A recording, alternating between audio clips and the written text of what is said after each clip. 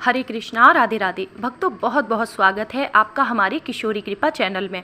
तो आज इस वीडियो में हम आपको 2023 में पड़ने वाली देवशयनी एकादशी किस दिन है और इसकी पूजा विधि क्या रहेगी, भगवान को क्या भोग लगाना है, ये सारी जानकारी देने वाले हैं।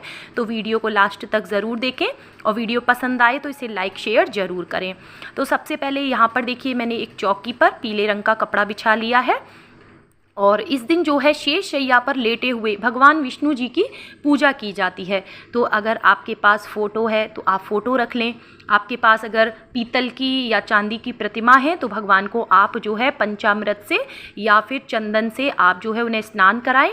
मेरे पास इस तरह की मूर्ति है तो मैं जो है इन्हें गंगाजल छिड़क के और अच्छे से किसी साफ़ कपड़े से मैं पोंछ लूँगी और फिर हम इनको विराजमान करेंगे। तो जो भी इनका चंदन टीका जो भी लगा हुआ है उसको अच्छे से साफ़ कर लेंगे और मैं यहाँ पर ठाकुर जी को भी विराजमान करूँगी, क्योंकि कोई भी एकादशी हो या कोई भी पूजा हो मैं अपने ठाकुर जी को ज़रूर से वहाँ पर बिठाती हूँ।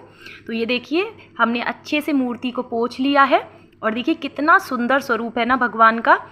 तो अगर आपके घर में लड्डू गोपाल जी हैं तो आप उनको विराजमान करें, शालिग्राम जी हैं तो उनको भी आप रखें। तो देखिए कितने प्यारे लग रहे हैं ना लक्ष्मी नारायण। तो अब हम इनको विराजमान कर लेते हैं और सबसे पहले हम जलाएंगे धूप दीप। ठीक है। तो सबसे पहले मैं आपको बता दूं कि 29 जून दिन बृहस्पतिवार के दिन देवशयनी एकादशी का व्रत किया जाएगा और इसे हरिशयनी एकादशी या फिर पद्मा एकादशी के नाम से भी जाना जाता है। तो यहाँ पर मैंने धूप दीप जला लिया है, साथ ही एक पात्र में मैंने बनाया है स्वास्तिक और इसके बाद में हम थोड़े से पुष्प डालेंगे और भगवान को देखिए हमने यहाँ पर विराजमान किया है। हमारे ठाकुर जी जो है आ चुके हैं स्नान करने के लिए और एक लोटे में जो है हमने जल लिया है, उसमें थोड़े से पुष्प डाले हैं, थोड़ा सा गंगाजल डाला है मैंने और एक तुलसी पत्र रख लिया है। तो अब हम कराएंगे ठाकुर जी को स्नान। तो यहाँ पर देखिए आप पंचामृत अभिषेक कर सकते हैं। मैं यहाँ पर चंदन से स्नान करा रही हूँ। तो देखिए यहाँ पर मैंने पीला चंदन लिया है और इसमें हम थोड़ा सा जल मिला लेंगे तो ये हो गया गंधोदक स्नान। और आप जो है पंचामृत अभिषेक कर सकते हैं, आप जो है पानी में फूल डाल के उनका अभिषेक कर सकते हैं, या फिर कुछ नहीं है तो कम से कम पानी में आप हल्दी डाल लें, लेकिन खाली पानी से आप स्नान ना कराएं, इस बात का आप ध्यान रखें। तो देखिए यहाँ पर ठाकुर जी स्नान कर रहे हैं और कितने प्यारे लग रहे हैं। तो किसी भी एकादशी में मैं अपने ठाकुर जी को, अपनी राधा रानी को मैं ज़रूर से विराजमान करती हूँ और सब कुछ इसलिए नहीं दिखाती हूँ क्योंकि फिर देखिए वीडियो हो जाएगा काफ़ी लंबा। अच्छा, मैं आपको बता दूं कि जो हमारे श्री हरि भगवान विष्णु जी हैं, जो जगत के पालनहार हैं, वो देवशयनी एकादशी से 4 महीने के लिए योग निद्रा में चले जाते हैं। उसके बाद से ही फिर सावन का महीना शुरू होता है और भोलेनाथ ही फिर इस सृष्टि का संचार करते हैं, भक्तों की जो भी मनोकामनाएं हैं उन्हें पूर्ण करते हैं और कष्टों को हर लेते हैं। लेकिन ऐसा नहीं है कि भगवान विष्णु जी योग निद्रा में चले गए हैं तो हम उनकी पूजा पाठ ही ना करें, बल्कि और भी ज़्यादा हमें उनकी पूजा पाठ करनी चाहिए। इससे लक्ष्मी माता बेहद प्रसन्न होती हैं। तो यहाँ पर देखिए हमारे ठाकुर जी का स्नान हो गया है और मैंने पहना लिए हैं उनको वस्त्र, और जो उनकी गाय माता है उनको भी मैं ऐसे जल छिड़क के जो भी टीका चंदन उनका लगा हुआ है उसको भी अच्छे से मैं पोंछ लूँगी और ठाकुर जी के पास हम इनको भी विराजमान करेंगे। और अगर आपके पास ज़्यादा स्पेस है, चौकी आपकी बड़ी है, तो आप वहाँ पर उनकी अष्ट सखियों को भी विराजमान करें, राधा रानी को भी विराजमान करें। इस तरह से आप ना जितनी भव्य तरीके से आप पूजा कर सकते हैं वैसे करें। और देखिए पूजा में कुछ भी कम या ज़्यादा हो सकता है सामान, लेकिन सबसे सर्वप्रथम जो होना चाहिए वो होता है भक्तों के भाव। तो भक्त के अपने प्रभु के प्रति ना भाव बहुत ज़रूरी है, भाव से ही तो प्रभु रीझ जाते हैं। तो ये देखिए मैंने लगा दिया है मोरपंख और हमारे ठाकुर जी कितने प्यारे लग रहे हैं, मैं आपको क्या बताऊं। तो चलिए अब हम इनके कानों में इयररिंग्स पहना देते हैं और हाथ में दे देते हैं इनको बांसुरी और फिर हम करते हैं इनकी पूजा शुरू। और ये देखिए अनुपम अनोखा निराला रूप धरकर मेरे सांवरे तैयार हैं और बस ये इनका रूप है ना, बस इसी को देख देख के तो पूजा में इतना ज़्यादा मन लगता है कि यहाँ से उठने का मन ही नहीं होता है। तो यहाँ पर देखिए मैंने व्रत कथा की जो किताब है वो रख ली है, साथ ही मैंने लिया है चंदन और चंदन से अब हम करेंगे भगवान को तिलक। और आप ना पीले चंदन से, हल्दी से आप तिलक करें, लेकिन ध्यान रखें कि अक्षत नहीं चढ़ाए जाते हैं भगवान को, तो अक्षत की जगह पर सफ़ेद तिलों से हमें पूजन करना होता है।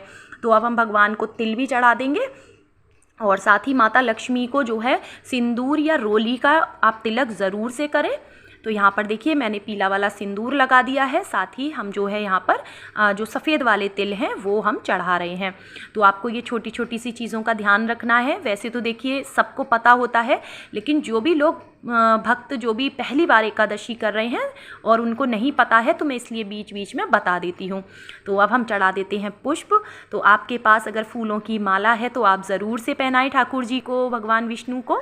तो देखिए वैसे तो जब हम ब्राह्मण के द्वारा एकादशी की पूजा कराते हैं तो वो बहुत ही बड़े रूप में होती है पूजा की तैयारी, लेकिन मैं आपको बहुत ही सरल तरीके से और बहुत ही सूक्ष्म रूप में मैं आपको पूजा बताती हूँ कि गृहस्थ लोग इतना नहीं कर पाते हैं। और जब आप इस तरह से पूजा करेंगे तो कम सामान में और बहुत ही सरल तरीके से आप पूजा कर पाएंगे। और अब हम दे देते हैं भगवान को इत्र सेवा। तो भगवान को इत्र लगाने से भगवान तो महकते ही हैं, हमारा पूरा घर, हमारा मंदिर महकता है, और साथ ही हमारे हाथों में भी ना भीमी भीमी सी खुशबू आती रहती है। तो हमने देखिए ठाकुर जी को इत्र सेवा दे दी है। इसके बाद हमें दक्षिणा ज़रूर चढ़ानी है, जैसे कि मैं हमेशा बताती हूँ। दक्षिणा चढ़ाने से अगर हमारी पूजा में कोई कमी रह जाती है ना तो वो पूरी हो जाती है। साथ ही हमें तुलसी पत्र इस दिन ज़रूर चढ़ाना है, और तुलसी आप एक दिन पहले ही तोड़ के रख लें। अच्छा, आज के दिन हमें ना किशमिश का भोग ठाकुर जी को, भगवान विष्णु जी को ज़रूर लगाना है।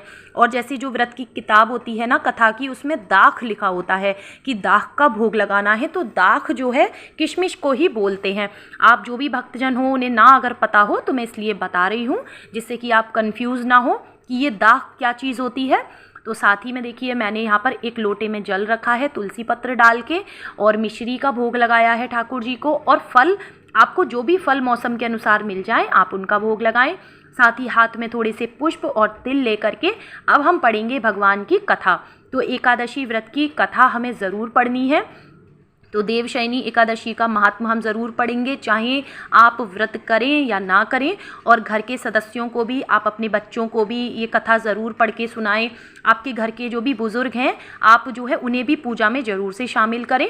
तो इस तरह से देखिए हमने कथा पढ़ ली है, और जो हाथ में तिल और पुष्प लिए हैं उनको हम भगवान को अर्पित कर देंगे। तो इस तरह से और हाथ जोड़ लेंगे प्रभु से कि प्रभु पूजा में हुई भूल चूक के लिए आप क्षमा करें। अब हम करेंगे भगवान की आरती। तो देखिए दीपक तो यहाँ पर पहले से जल ही रहा है, और मैं हर एकादशी पर अखंड ज्योत ज़रूर जलाती हूँ। और आप सभी से भी कहती हूँ कि अखंड ज्योत आप ज़रूर जलाया करें अगर संभव हो सके तो, और नहीं तो आप सिंपल फिर सुबह और शाम दिए से आप आरती भी कर सकते हैं। तो यहाँ पर मैं लौंग कपूर से आरती कर रही हूँ भगवान विष्णु जी की। और अब मैं आपको बता दूं कि भगवान विष्णु जी को हमें मानसिक रूप से शयन कराना है। ऐसा नहीं है कि हम अपने घर के मंदिर की मूर्ति को कहीं हम 4 महीने के लिए सुला देंगे, ऐसा नहीं करना है। हम गृहस्थ में हैं और हमें लक्ष्मी नारायण की कृपा सदैव चाहिए, तो हमें उनका पूजन इन 4 महीनों में और भी ज़्यादा से ज़्यादा करना है। ठीक है, बस मानसिक रूप से हम उन्हें शयन कराएंगे और बोलेंगे प्रभु आप शयन में जाएं, लेकिन आप हम पर कृपा बनाकर रखें, मेरे परिवार पर सदैव अपनी कृपा दृष्टि बनाए रखें। इस तरह से हम उनको शयन कराएंगे। और जैसे आप रेगुलर पूजा पाठ करते हैं वैसे ही आपको रोज़ करना है। संध्या के समय में तुलसी जी में दीपदान ज़रूर करें, भगवान के नाम का ज़्यादा से ज़्यादा जप करें। वीडियो पसंद आया हो तो लाइक शेयर ज़रूर करें।